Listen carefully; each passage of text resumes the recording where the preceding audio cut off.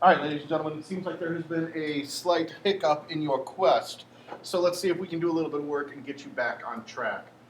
So from our discussion the other day, you might remember that 3 to the fourth power, which when you're using computers ends up being written as 3 caret 4, is represented by repeat. This is a representation of repeated multiplication. So these are both equal to 3 times 3 times 3 times 3. A common mistake is going to be to do 3 times 4 being 12. This is not correct. I think it's pretty easy to see with this expanded notation here that 3 times 3 is 9, 9 times 3 is 27, 27 times 3 is 81. So this is the really basic exponents. Maybe you forgot this, maybe you just needed a refresher. Let's get into the more complex stuff. So if I have something like negative 5 to the third power, because of order of operations, I have to do those exponents first. And here's one of those spots where we have two different main ways to do this. We can think about this in terms of order of operations, or in terms of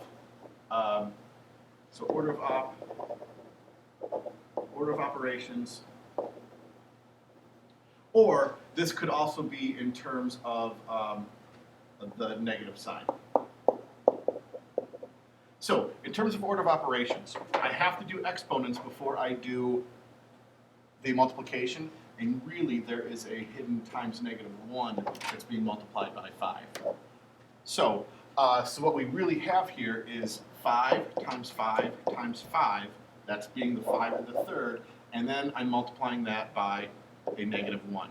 So whatever my answer is, 5 times 5 is 5, 25 times 5 is 125, 125 times negative 1. This is going to be a negative 125.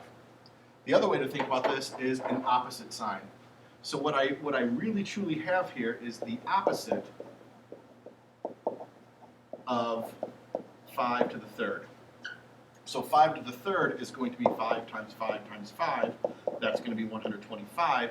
And then I need the opposite of it, so it's going to be negative 125. Now this is if there are no parentheses here, without these parentheses. If there is parentheses, then what we have is a negative 3 being multiplied 3 times, which this is negative 3 times negative 3 times negative 3. Negative 3 times negative 3 times negative 3.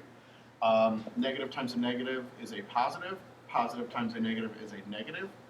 And then we have 3 times 3 is 9. 9 times 3 is 27.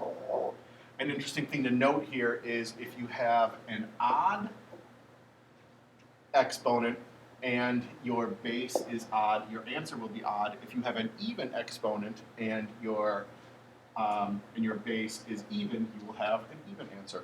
Interesting facts there. So try and get that next question answered and see how things go.